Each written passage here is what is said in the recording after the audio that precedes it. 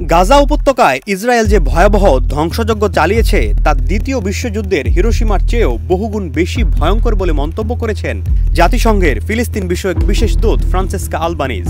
তিনি বলেন, ইসরায়েল গাজায় ৮৫,০০০ টন বিস্ফোরক ফেলেছে, যার ধ্বংস ক্ষমতা জাপানের হিরোশিমায় ফেলা পারমাণবিক বোমার চেয়েও ৬ গুণ বেশি। To unleash 85,000 tons of explosives, 6 times the power of Hiroshima on Gaza. ৩ July জাতিসংঘ মানবাধিকার কাউন্সিলে ফিলিস্তিন পরিস্থিতি নিয়ে উপস্থাপিত সর্বশেষ প্রতিবেদনে তিনি এ তথ্য দেন। ওয়ালটন এখন দেশের সীমানা পেরিয়ে পৌঁছে গিয়েছে ৫০টিরও বেশি দেশে। ওয়ালটন, ঘরে ঘরে, বিশ্বজুড়ে। প্রতিবেদনে বলা হয়, গাজায় গত ২০ মাসে চালানো ইসরায়েলি আগ্রাসনে প্রায় ৫৭,১৩০ জন নিহত এবং ১,৩৪,৫৯২ জন আহত হয়েছেন। ফ্রান্সেস্কা আলবানিজ তথাকথিত গাজা হিউম্যানিটেরিয়ান ফাউন্ডেশনকে একটি মৃত্যু ফাঁদ বলে আখ্যা দিয়ে বলেন, এটি ক্ষুধার্ত ও অসহায় জনগণকে হত্যা বা গাজা ছেড়ে পালাতে বাধ্য করার জন্য পরিকল্পিতভাবে তৈরি। আলবানিজ বলেন, গাজাকে ধ্বংস করতে ইসরায়েলকে অত্যাধুনিক অস্ত্র সরবরাহ করেছে বিভিন্ন অস্ত্র কোম্পানি। তারা এই যুদ্ধকে মুনাফার উৎসে পরিণত করেছে।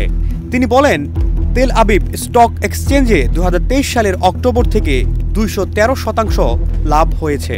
The Tel Aviv Stock Exchange has soared by 213% in US dollars. এটি একটি বৈপরীত্য তুলে ধরে। একজন মানুষ মুছে গেছে আর একজন মানুষ সমৃদ্ধ হয়েছে। One people enriched, one people erased.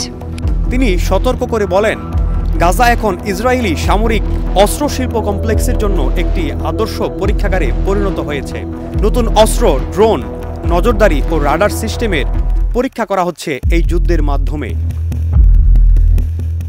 Albanese অভিযোগ করেন, অন্তত ৪৮টি অস্ত্র প্রস্তুতকারী, ব্যাংক, জ্বালানি কোম্পানি, প্রযুক্তি সংস্থা ও বিশ্ববিদ্যালয় ইসরায়েলি দখলদার অর্থনীতির সঙ্গে সরাসরি যুক্ত। জাতিসংঘের এই দূত বলেন, জাতিসংঘের সদস্য রাষ্ট্রগুলোর উচিত ইসরায়েলের ওপর পূর্ণাঙ্গ অস্ত্র নিষেধাজ্ঞা আরোপ করা, সব বাণিজ্য ও বিনিয়োগ সম্পর্ক স্থগিত করা এবং কর্পোরেট প্রতিষ্ঠানগুলোকে আন্তর্জাতিক অপরাধের সহযোগিতার দায়ে বিচারের মুখোমুখি করা।